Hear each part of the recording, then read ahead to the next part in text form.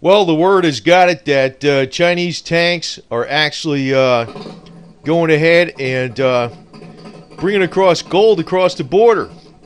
And so it's not being recorded anyplace. Now, this is not a picture representation of Chinese tanks of going across the border with gold, but that's what Chinese tanks look like, okay? So anyway, looks like we're to have the silver is going to be the backstop and the sword that's going to slay everything. And I'm going to tell you why in a second, because what we got going on here right now is the cross of death. The cross of death. And what's going on with that, I'm going to have to explain that to you because while you're focused in on magical silver all the time, there's other things that are going on and in the markets, and it portends other things that are going to be going on here very soon, as we've been predicting, because it looks like one of those three scenarios is happening. Everything's going down, right? Everything's going down. But don't worry about the United States going down, because the eagle's going to be flying. Like I talked about, the invincibility of the eagle. It's been around for a long time. It's not going to fall apart that easily. And those that have silver are going to be the ones that are going to be the backbone of the economy, that are actually going to rebuild it. The naysayers are going to be the ones that aren't going to do anything except cry and pout and point the finger at you people right now that are silver holders. They're not going to do a damn thing. You silver holders are the real backbone that are going to keep things together. So just got to tell you that right now, because this isn't a game about getting rich. This is about keeping the middle class strong in the United States, because that's what counts the most. All right? So just remember what America's about, you know?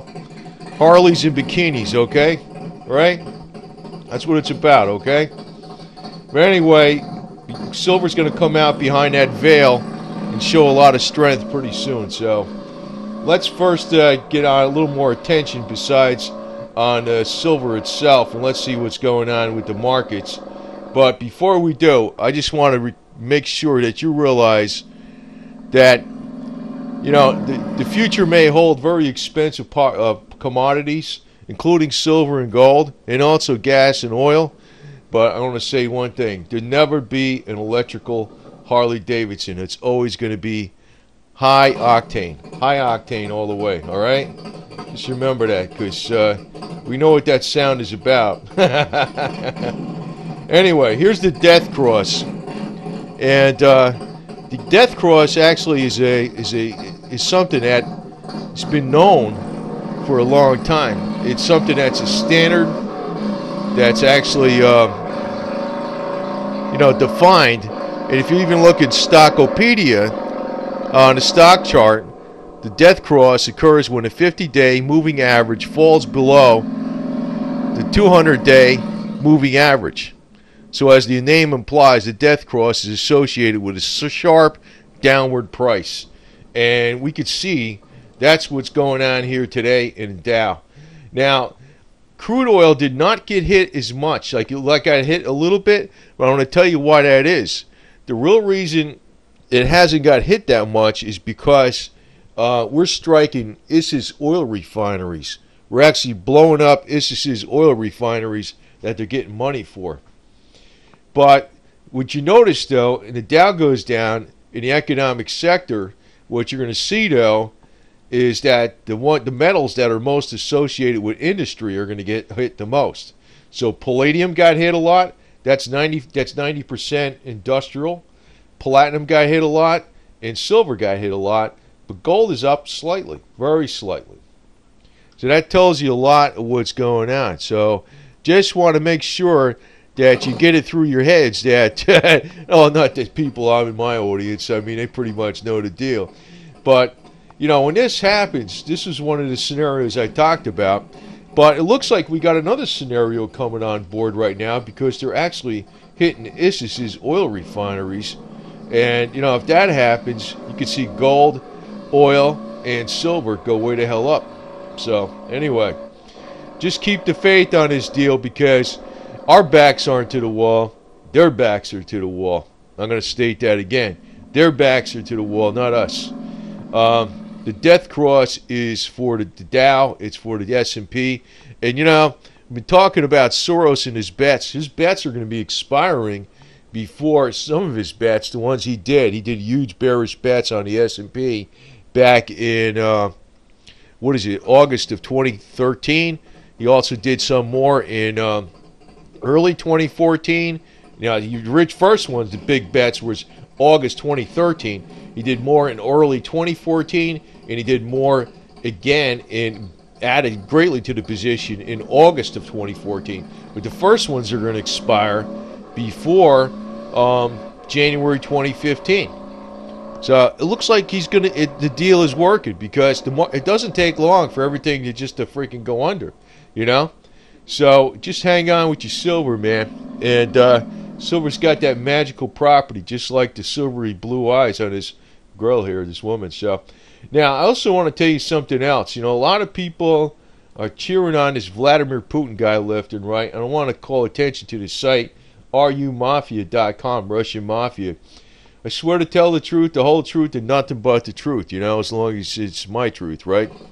So this deal actually tells you a lot of what goes on all around Putin that Putin's in charge of. And everybody's like bitching about Wall Street and, you know, Wall Street's corrupt. And yeah, we know it's been corrupt since the 1800s, right? Since it's been around, since it first basically got in business there. But what's going on in Russia makes Wall Street look like, you know, sugar cookies, for crying out loud. It's nothing, okay? That's what it makes it look like. And if you want to actually read about corruption, go to this site. You know, I'm not going to, like, you know, I'm not getting paid to tell you this or anything like, you know, rumafia.com. But, you know, Gerald Celente seems to ignore this. Max Kaiser seems to ignore this all the time. And, you know, they're always cheering on Russia Today, which is nothing but a propaganda outlet for, you know, Vladimir Putin. And this is his people, man. All these people all around him. Don't tell me he's just isolated, the goody good guy, because he wouldn't be dead if he was a goody good guy. You know, if you're that stupid, you really believe that, for crying out loud.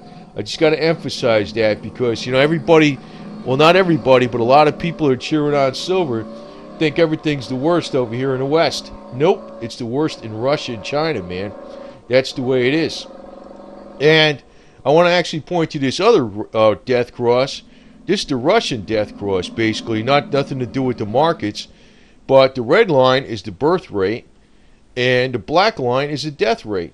That's why they're actually having a population that's decreasing. So if you think that place is good and it's bad over here in the United States, you better take a hard look before you go jump on the other side of the fence, because the grass always looks greener on the other side of the fence.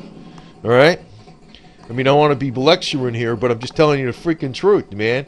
Not like Max Kaiser tells you or Gerald Celente. I swear, I think those guys are getting paid by the Russians, for crying out loud. Well, they probably are.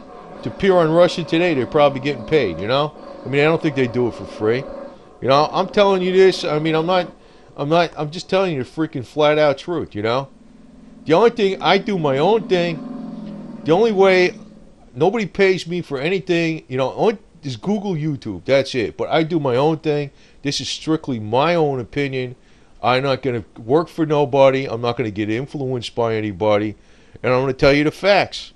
Don't go knocking the United States so much and you freaking don't realize how bad it is on the other side of the world. But just to leave you with this thought, the strength of silver, just think of it as a Harley engine with some straight pipes. You know, it's got a lot of power, man. It's going to go. It's industrial. It's got uses. It makes things work. You know, it's the sinews of our industry. It's the second most widely used commodity behind oil. That tells you it's indispensable right now. I mean, yeah, someday it could be replaced. And I put something out about that with some of the technology that's out there, but it's not going to be reality right now. Someday it could be replaced. If it gets way too high up there in price, yeah, that could happen. But right now, you know, over the next several years, it isn't going to be replaced. So it's the sinews of industry, and I just got to remember that, you know, what color is a Harley engine, right? Chrome, silver, right? Silver, right? So it's industry, it's something that's useful, it's something that makes the economy go. Just remember that. So Anyway, over and out.